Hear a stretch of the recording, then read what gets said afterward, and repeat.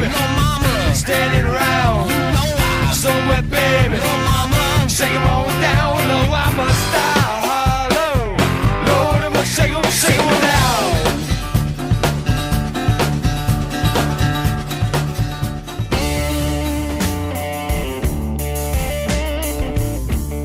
As they say, behind every great wealth is a great crime.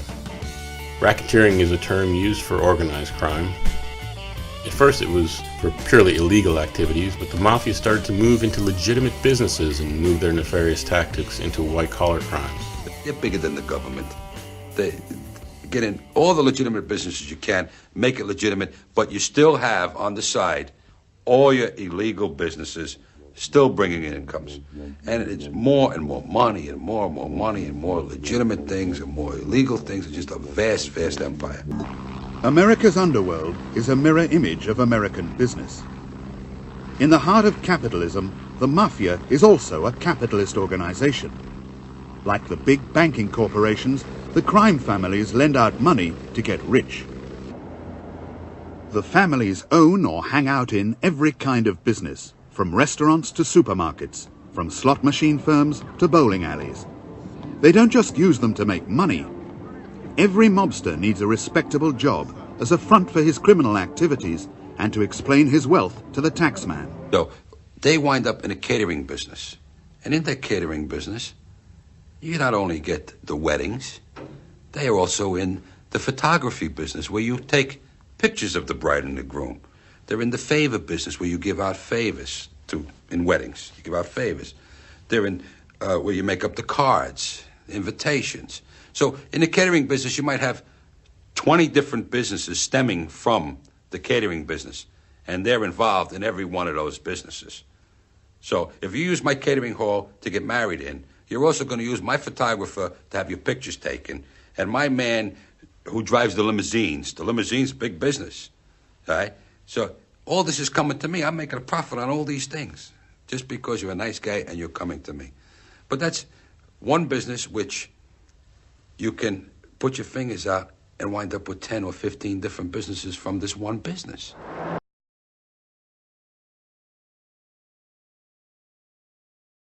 I have never been in a Walmart store. I never intend to go in a Walmart store. I've never had the need, and I've never liked their principles. That's not nice to say at all, probably, but I've seen a lot of small communities crucified and forced out, ma-and-pa operations that have been in business for years that are out on the street. They just had to close their doors just because of one entity. And it appears that that is their intent, to come into a community and force everybody out. I think the government should have more control. You talk about monopolies. If Walmart's not a monopoly, I don't know what is. I'm not at all in favor of any kind of communism or socialism. I believe that America should always and forever remain free. However, I think that there need to be regulations established wherein, you know, they busted up Standard Oil and they busted up Ma Bell. But Walmart seems to be going on a rampage through the American economy and nobody's even paying attention. The logic of it escapes me. One of the honored guests is Joe Arnold. For years he ran a shirt company while operating as a mob loan shark and vice boss. Chucky English, a capo in the Chicago outfit, runs record, jukebox and vending machine companies. Joey Ayupa isn't so shy. He's in advertising and taxi firms, bought on the profits of big city vice. Joe Ferriola is another mafia loan shark who has laundered millions of criminal dollars, literally through a chain of dry cleaners. The mafia owns so many businesses, it can take care of you from the cradle to the grave. You go into the funeral parlor business. We had a funeral parlor. I was involved in me, Colombo, the Gambino. Not only do we have the funeral parlor business, we're involved with the people who sell the caskets. We do our own embalming. We got the florists who bring the flowers to the thing. So it's one big situation, and it's every business. Paul Castellano, the present head of the Gambino crime family, is one of the biggest meat wholesalers in New York City. Everybody worked. It was a very middle-income type community. And it was a large city, and it was probably the most dynamic city in the East. Newark's decline began in the 1960s when the Mafia went into partnership with the city's politicians. The Mafia also controlled the city's crime to the exclusion of every other race. Not only were legitimate avenues blocked for the black minority in Newark, but illegitimate avenues for activity on the part of blacks in Newark was also blocked. What we find was that organized crime controlled both the legitimate and illegitimate sectors of the economy in Newark. When such a situation arises, it's inevitable that you'll have a full-scale revolution or disorder. In 1967, Newark went up in flames. It was one of the first big civil riots in modern American history.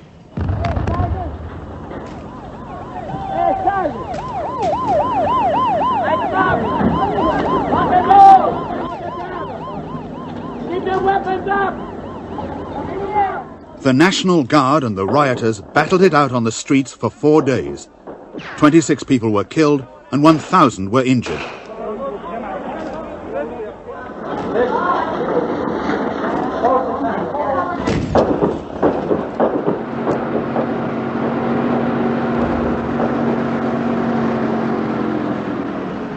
Arsonists and looters caused $10 million in damage. The city itself has never recovered. 1,000 blacks were arrested and race relations in Newark were damaged beyond repair. So they had a commission to inquire into that afterwards. I think it was called the Lilly Commission. The president of AT&T, I think, Bob Lilly, headed it. And they made a finding that one of the primary reasons for the riots was, and I think I'm quoting him, but it's a long time ago, was a pervasive feeling of corruption. Another quote, that everything in City Hall had a price tag on it. The man who wrote out that price tag was Hugh Adonisio, the mayor of Newark. Adonisio was elected mayor in 1962. For the next 8 years, he demanded a 10% kickback from companies wanting major contracts from the city. There was a very famous piece of testimony given by one of the witnesses of the trial that when he was asked why he would give up the United States Congress to run for mayor of Newark, he's reported to have said, and the jury heard this, that you could make $1 million as mayor of the city of Newark. To me, the city is just dying. I probably would say that organized crime, behind the whole thing, I don't think that they set out to do this, but it's just the corruption that comes from organized crime and the money that's passed around and made so easy for people to take. They just keep taking out of a community. Organized crime, a lot of people make the reference that they ought to run the government. They'd be the only ones that seem to make money. But they just take things. They give nothing. Newark is a textbook example of what happens when organized crime corrupts a political administration. So it becomes too expensive to do business in the city.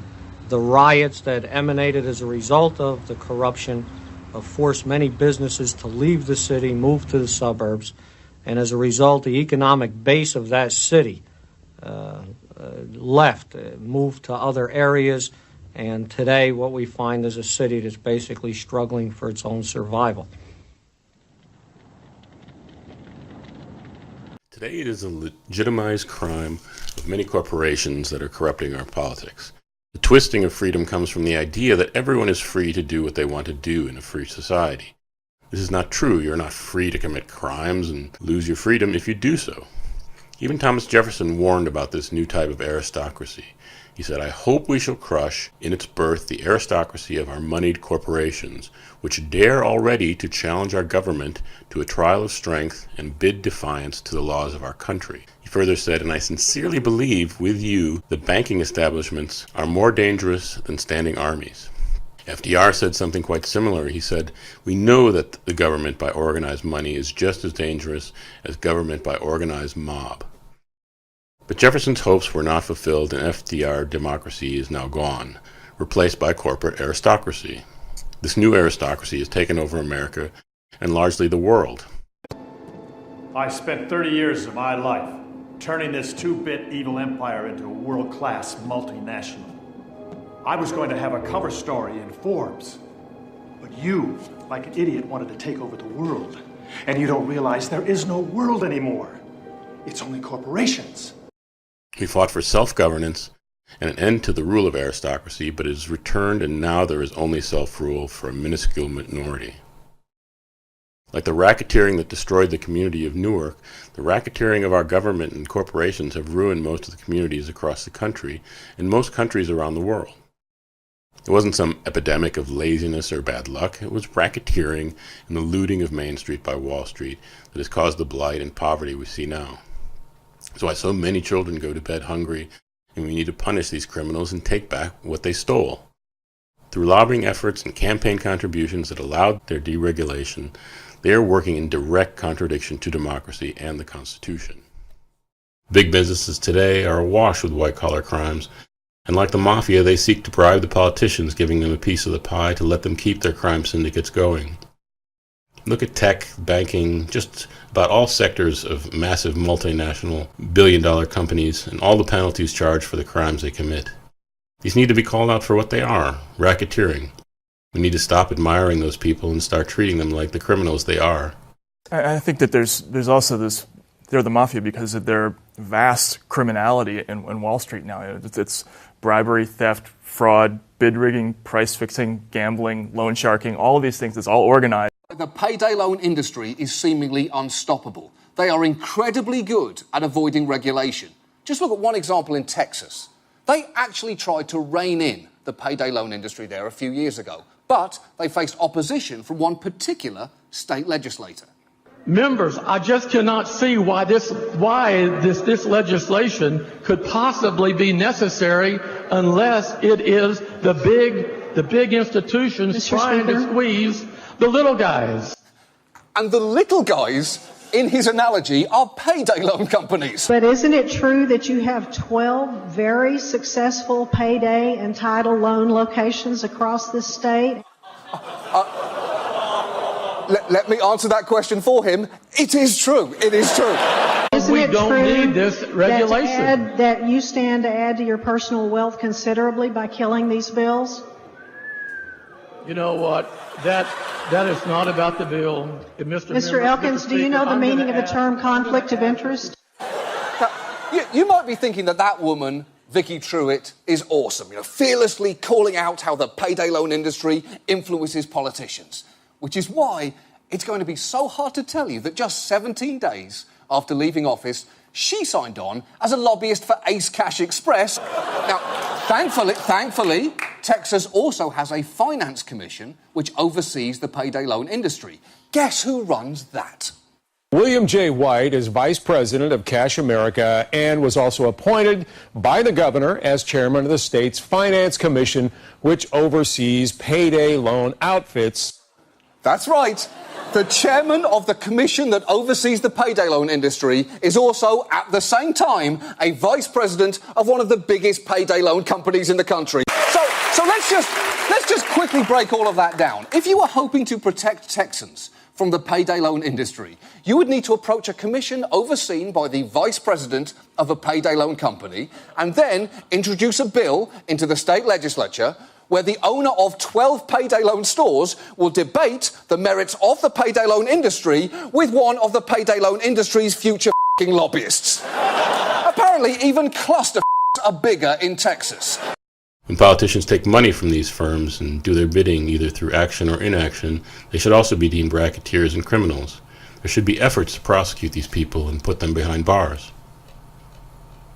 There needs to be consequences for corruption and crime of the rich which now enjoy impunity. They need to fear loss of freedom and assets for corruption, fraud, and crime in general. You also have to remove power imbalances caused by wealth disparity, caused by years of crime, fraud, and corruption. We've adopted this mentality that when the most powerful political and financial actors get caught committing crimes, it's best for everyone if they be shielded and immunized from accountability.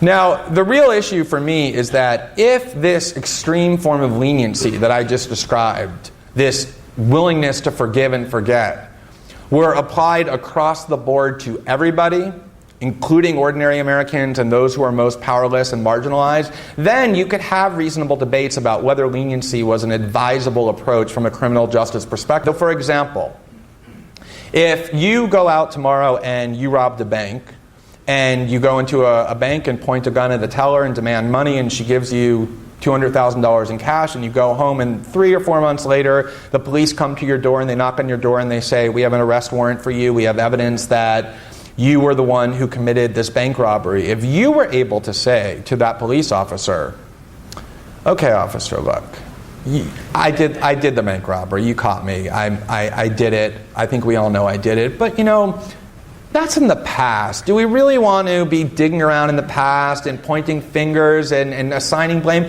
Isn't it more important that we look to the future and figure out how to prevent these problems from happening again? If you were able to invoke the same rationale that Goldman Sachs and Citigroup and Dick Cheney and Donald Rumsfeld and political officials and financial elites have constantly had invoked on their behalf to shield them from accountability, if you were able to do that successfully, then there would be no rule of law issue. It would mean that we were all treated equally before the rule of law, but you probably don't need me to advise you that if you do commit a crime like that, that you're probably best advised not to invoke that rationale. It's probably not going to work because that shield of immunity is not available to you. It's available only to those who wield great political and financial power. And what's most amazing to me is that over the last 4 decades, when we created this framework of elite immunity at exactly the same time, we've created the world's largest and one of its harshest and most merciless penal states for all other citizens. So the United States imprisons more of its citizens than any other country in the world by far, even though many countries, such as China and India, have a far larger population than we have. I think the most striking statistic in that regard is that the United States accounts for just under 5% of the world's population.